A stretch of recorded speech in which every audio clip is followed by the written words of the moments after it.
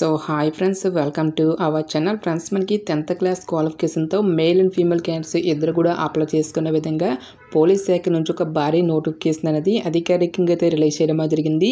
ఈ యొక్క పోస్ట్కి సెలెక్ట్ అయినటువంటి క్యాండిడేట్స్కి 40,000కి పైగా మనకి శాలరీ అనేది రావడం అనేది జరుగుతుంది. ఎటువంటి ఎక్స్పీరియన్స్ అనేది కూడా ఉండాల్సినటువంటి అవసరం అయితే లేదు. మన సొంత రాష్ట్రంలోనే జాబ్ పోస్టింగ్ అనేది కూడా ఉంటుంది కాబట్టి ఇంట్రెస్ట్ ఎలిజిబుల్ క్యాండిడేట్స్ డెఫినెట్గా ఈ యొక్క రిక్రూట్మెంట్కి అప్లై అయితే చేసుకోండి. ఈ విధంగా ఇక నోటిఫికేషన్కి సంబంధించి కంప్లీట్ డీటెయిల్స్ అన్నిటిని కూడా ఈ యొక్క వీడియోలో డిస్కస్ అయితే చేద్దాం. సో ఎవరు కూడా స్కిప్ అయితే చేయదు గైస్.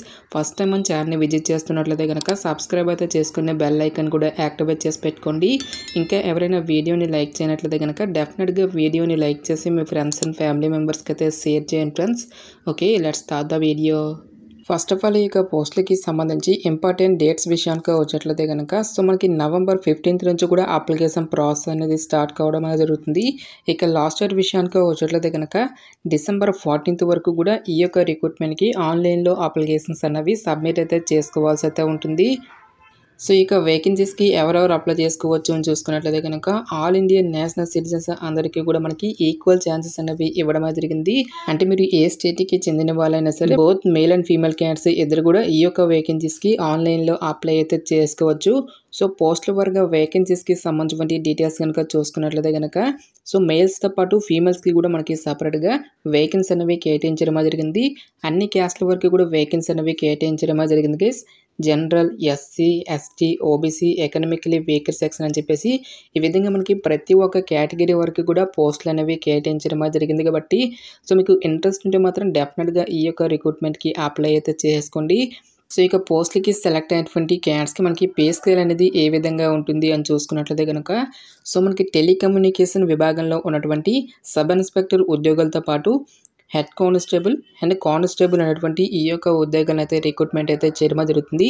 ఫస్ట్ ఆఫ్ ఆల్ ఇక్కడ మనకి సబ్ ఇన్స్పెక్టర్ పోస్టులకి సెలెక్ట్ అయినటువంటి క్యాండిడేట్స్కి సెంట్రల్ గవర్నమెంట్ లెవెల్ 6th ప్రకారం అన్ని అలవెన్సెస్ కలుపుకుంటే మనకి అప్రాక్సిమేట్లీ వచ్చేసరికి 50,000కి పైగానే మనకి శాలరీ అనేది రావడం అనేది జరుగుతుంది.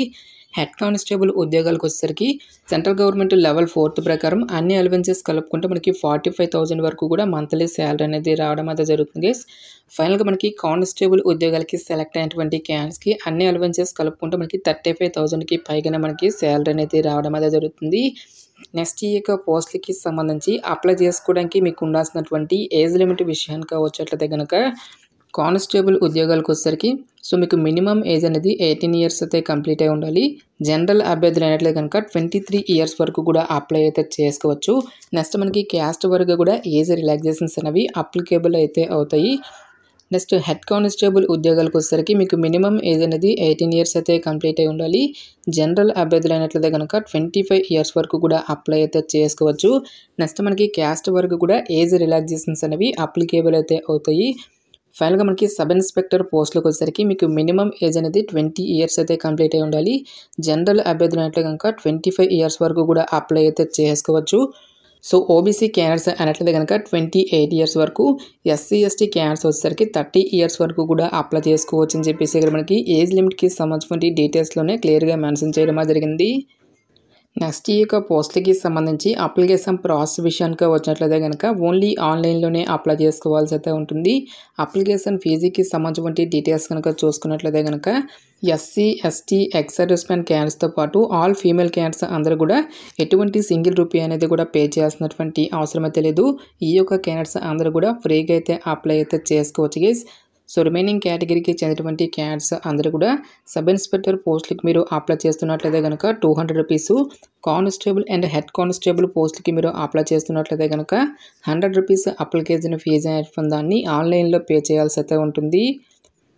సో పోస్టుల వరకు ఎసెన్షియల్ ఎడ్యుకేషనల్ క్వాలిఫికేషన్ విద్యా అర్హత విషయానికి వచ్చినట్లయితే కనుక కానిస్టేబుల్ ఉద్యోగాలకు వచ్చేసరికి ఓన్లీ 10th క్లాస్ అనేది పాస్ అయితే సరిపోతుంది గైస్.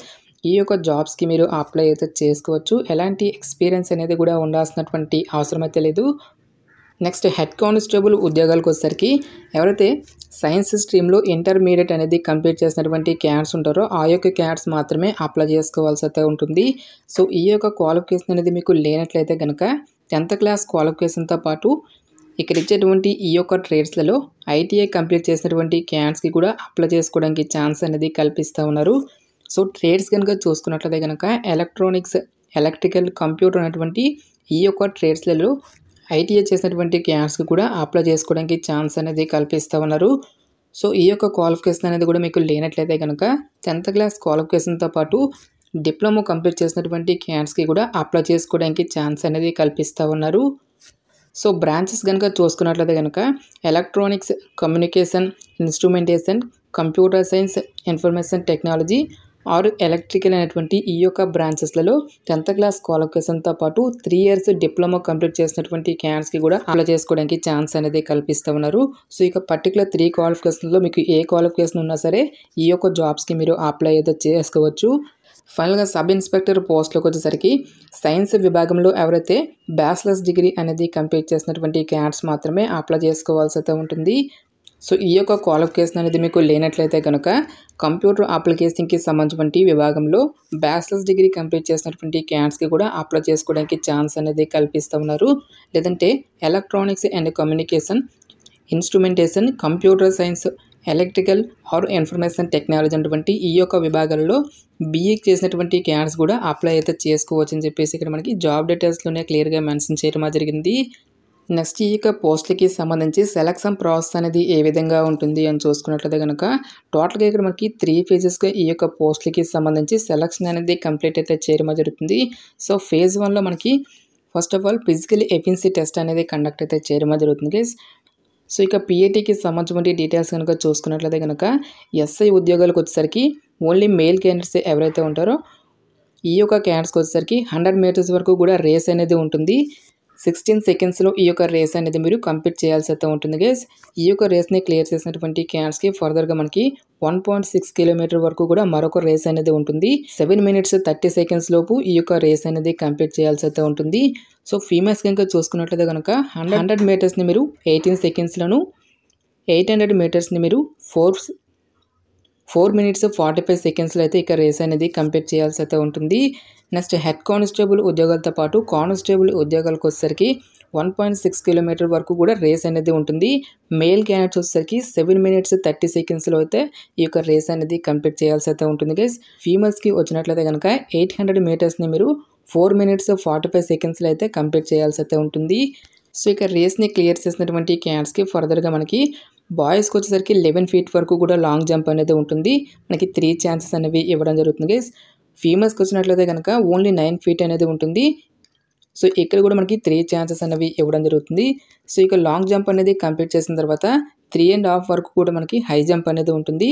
బాయ్స్కి వచ్చేసరికి ఓన్లీ 3 chancesలోనే ఈ యొక్క 3.5 హై జంప్ అనేది చేయాల్సి అయితే ఉంటుంది గైస్. నెక్స్ట్ ఫీమేల్స్కి వచ్చేసరికి ఓన్లీ 3 feet. నెక్స్ట్ ఫీమేల్స్కి వచ్చేసరికి ఓన్లీ 3 feet.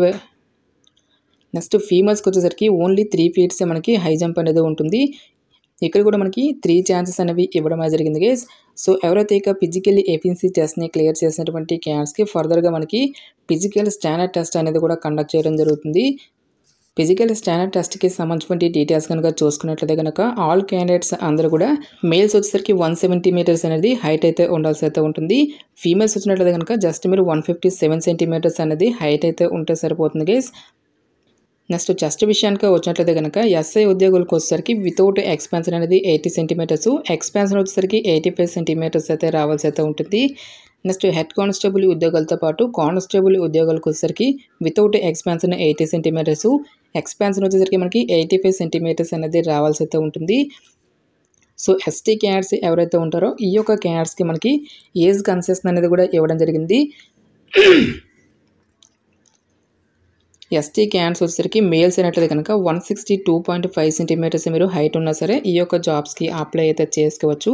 ఫీమేల్ క్యాండిడేట్స్ వచ్చేసరికి 150 centimeters ఉన్నా సరే ఈ యొక్క జాబ్స్కి మీరు అప్లై అయితే చేసుకోవచ్చు. నెక్స్ట్ ఎస్ఐ ఉద్యోగాలకి సంబంధించి చెస్ట్ విషయానికి వచ్చినట్లయితే కనుక వితౌట్ ఎక్స్పాన్షన్ అనేది 77 centimeters, ఎక్స్పాన్షన్ వచ్చేసరికి 82 centimeters అనేది రావాల్సి అయితే ఉంటుంది. ఈ విధంగా మనకి హెడ్ కానిస్టేబుల్ ఉద్యోగాలతో పాటు కానిస్టేబుల్ ఉద్యోగాలకి సంబంధించి చెస్ట్కి సంబంధించిన డీటెయిల్స్ని కూడా నోటిఫికేషన్లో క్లియర్గా మెన్షన్ చేయడం జరిగింది. ఈ విధంగా మనకి హెడ్ కానిస్టేబుల్ ఉద్యోగాలతో పాటు కానిస్టేబుల్ ఉద్యోగాలకి సంబంధించి చెస్ట్కి సంబంధించిన డీటెయిల్స్ని కూడా నోటిఫికేషన్లో క్లియర్గా ఇవ్వడం జరిగింది. సో ఇక్కడ మనకి ఐవిజన్కి సంబంధించిన డీటెయిల్స్ని కూడా నోటిఫికేషన్లో క్లియర్గా మెన్షన్ చేయడం జరిగింది. సో ఎవరైతే ఫిజికల్ స్టాండర్డ్ టెస్ట్ని క్లియర్ చేసినటువంటి క్యాండిడేట్స్కి ఫర్దర్గా మనకి రిటన్ టెస్ట్ అనేది కండక్ట్ అయితే చేయడం జరుగుతుంది. సో రిటన్ టెస్ట్కి సంబంధించిన డీటెయిల్స్ కనుక చూసుకున్నట్లయితే కనుక సబ్ ఇన్స్పెక్టర్ ఉద్యోగాలకు వచ్చేసరికి పేపర్ 1తో పాటు పేపర్ 2 అనేది కూడా కండక్ట్ చేయడం జరుగుతుంది.